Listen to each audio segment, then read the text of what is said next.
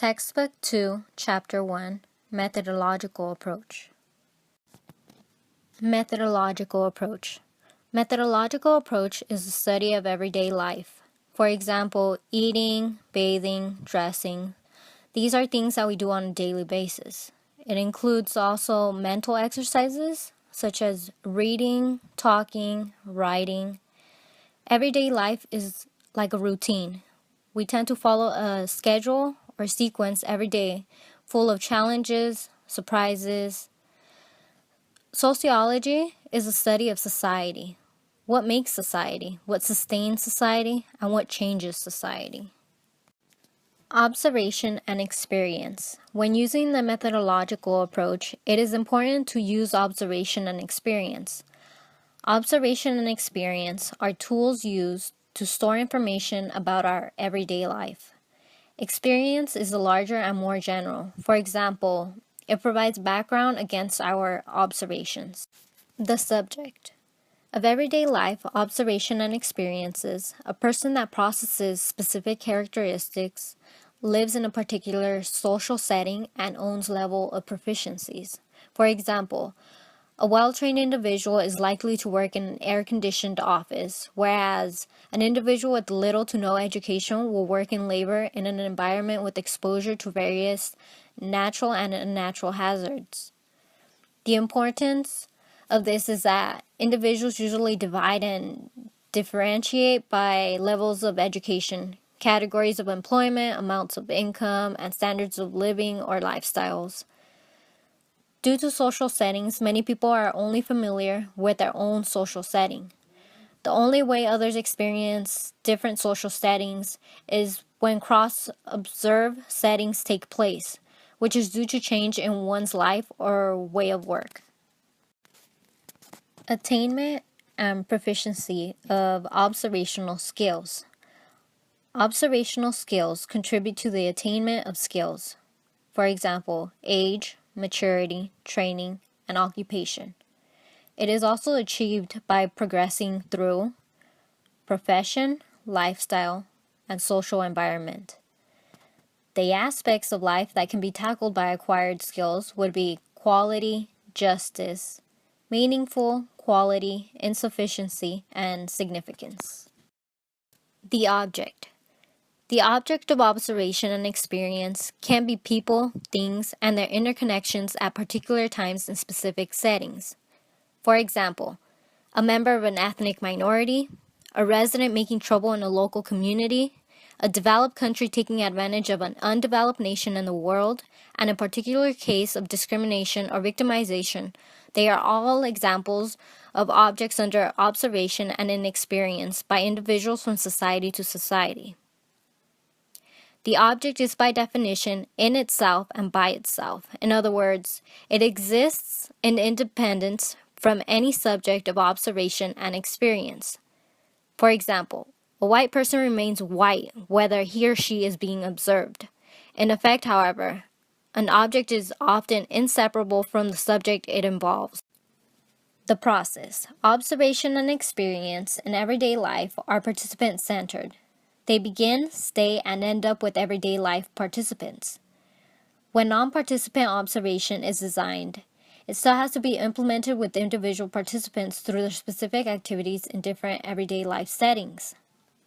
Observation and experience in everyday life are natural occurrences in either structured or unstructured formats. Structurally, everyday life observations take place in institutional settings. For example, family, workplace, and community, while everyday life experiences accumulate through stages of life from childhood to youth to adulthood and by categories such as personal life, professional career, and social relationship. The outcome. Observation expands and extends itself in the same line. Experiences, on the other hand, are likely to enrich and fulfill itself on the same track. Repeated observations can sharpen one's skill to see more and greater details about a certain situation, whereas years of experience can increase one's knowledge about situations. Some individuals may record their own personal observations and experiences in autobiographies, diaries, or even stories.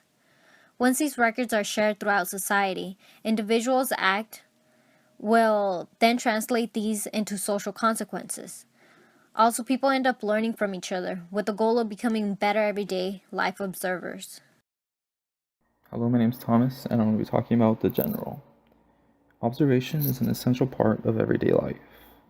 We as individuals live our everyday life by observing what we do, how to form social groupings, how individual actions translate into social effects, how we learn from tradition, and what we contribute to society.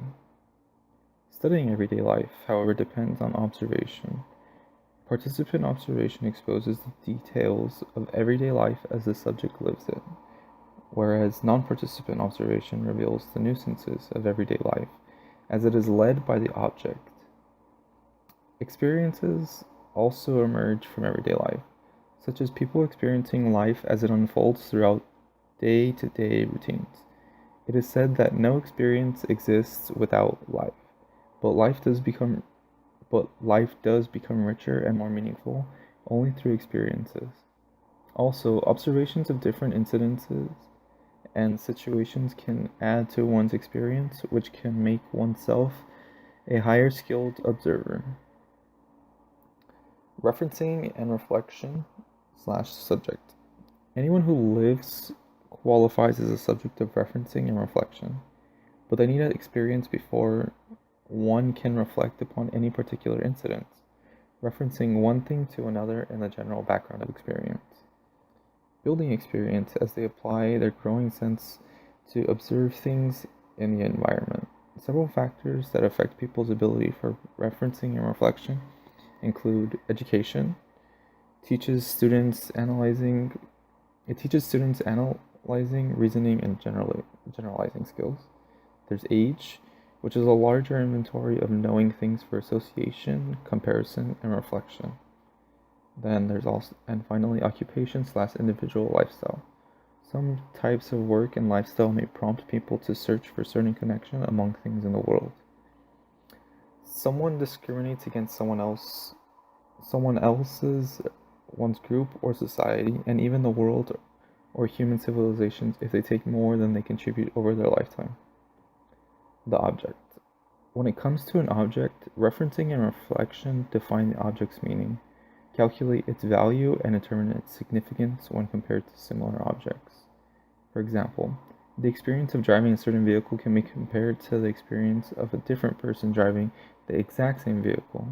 The car's efficiency, worthwhile, or meaning can all be compared.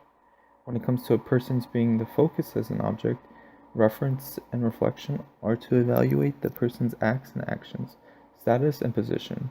Reference and reflection that focuses on a person's compares their goals with means, gains with losses, and performance with ability. Referencing and reflection serves as strategies to find efficient ways to do one's job. It can also help by living one's life on the basis of one's past experiences. Albibas study notes and validates deficits and differentials in social exchanges. The common object of the study and discrimination and victimization when Alibaba reflects upon people and things in his everyday life. The process. The process of referencing and reflection takes place during an observation when the observer has sufficient inventory of observations in one's experience. The following steps are the process of referencing and reflection. First, the object is identified and categorized. Second, the object is highlighted. Third, a principle of relevance is established as well as a standard of quality. Fourth, a connection need to be found between the object and its reference. And the final step is to catalog in memory a record or in the universe of experience. And Albiba's study throughout the process of referencing and reflection, Albiba recognizes connections such as discrimination and victimization among people and things as ordinary persons.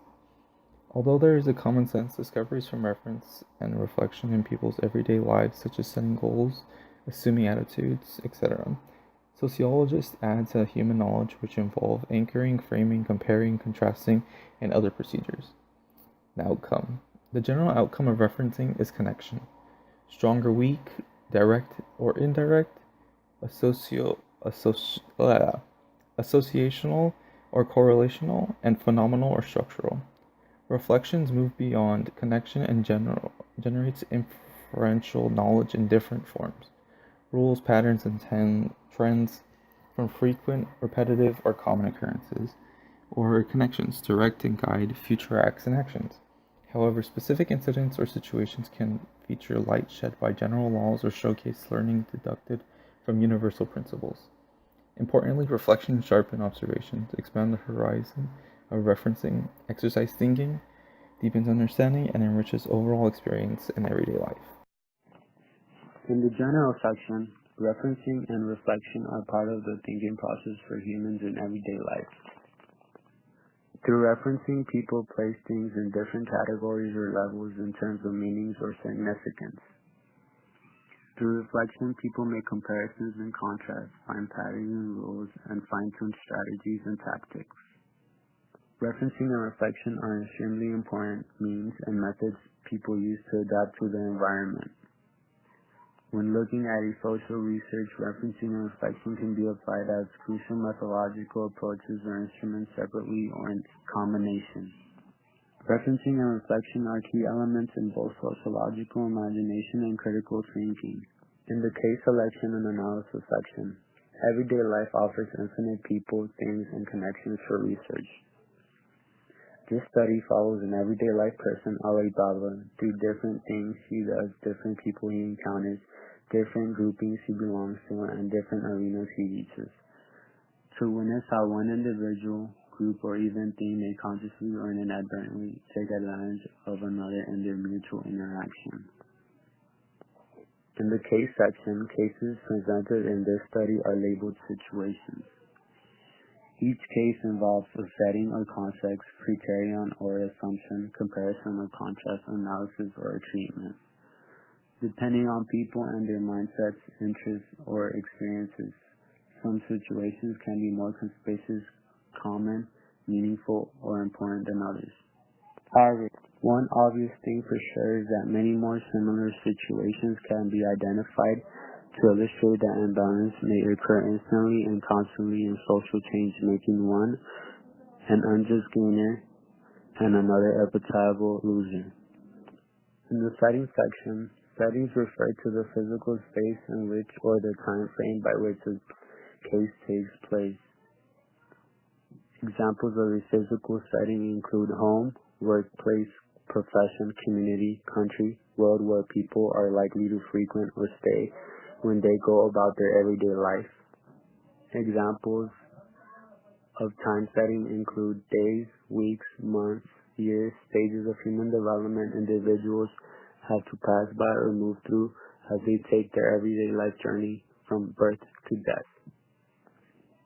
In each case or situation selected in this study takes place at a particular time in a particular place involving identifiable people and things. In the criterion section, a discrimination or victimization is alleged on each case or situation. Some kind of claim, evaluation, or judgment is obviously made on the basis of assumptions, criteria, or standards. Common assumptions used in this study are these. Individuals are supposed to be self-sufficient. Gain on something by one is normally balanced by loss on part of another. Human civilization's progress upon individual, societal, and generational contributions. Criteria or standards of evaluation against which discrimination is determined in this research contain both tangible and intangible interests such as money, power, fame, influence, pleasure, pain, and status. In the comparison section, discrimination or victimization is a matter of comparison. One gains in contrast to what one invests or because someone else loses. One discriminates or becomes a victim in comparison with what one deserves by one's fair share or entitlement in a given role, status, or circumstance. Comparison and contrast can legitimately and meaningfully occur between and among individual, groups, institutional, and societal entities. Individual-to-individual comparisons may involve persons who are closely related by birth, marriage, employment, or profession, as well as people who are literally unrelated yet can be collectively lumped together in a crowd, a community, a nation, or just the human species. In analysis, all cases are uniformly handled in 5 sections. 1. The particular, which presents the case in its original setting. 2. The discriminator, which identifies